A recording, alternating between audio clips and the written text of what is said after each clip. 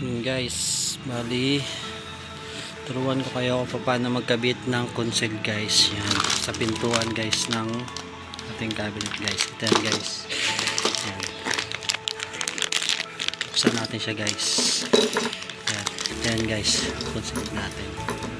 Yan, nalagay natin dito yan guys. Yan, nasa kabila din. Yan, abangan nyo guys. Ito naman pala yung pambutas natin guys sa console natin guys.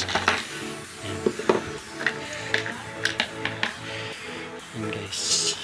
Ito lahat ng gamit natin guys.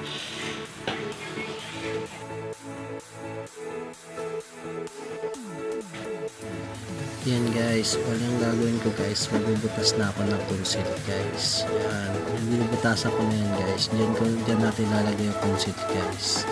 Bali ang sukat pala niyan guys 2.5 guys, 2.5 cm simula sa gilid na pintuan natin guys. Yan, sakto-sakto na yan guys.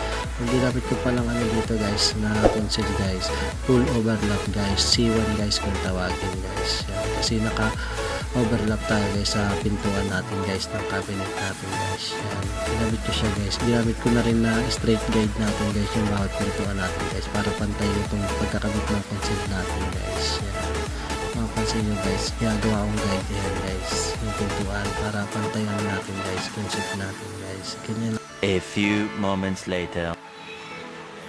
Yan guys, nakabit ko na siya guys console natin guys. Bali kakabit na lang natin yan dun guys. Yan, ganyan lang yan guys.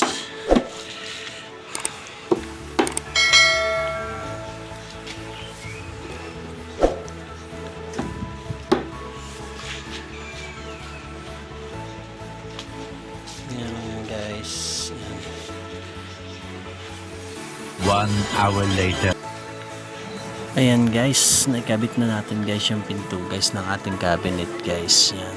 Diyan ko nga pala nilagay guys yung mga console natin guys. Ayan sila guys. Yan yung mga console natin guys. Yan. Ganyan yung pagkakabit niya guys.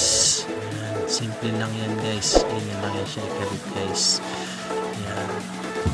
Yan guys. So, yan. Para pag sa pinto natin guys, okay na okay guys. Yan.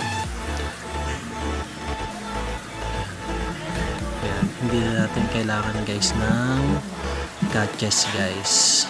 Ayan, pagka-console ng gamit natin. Tapos na naman yung ano natin guys, simpleng cabinet natin guys. Ayan, napaka-simpleng cabinet lang dito guys. Ayan, tapos na naman siya. Ayan, ganyan lang yan guys. Wala namang ano dyan guys, critical guys, napaka-simple lang guys.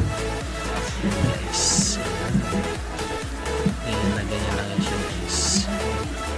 Maraming salamat guys.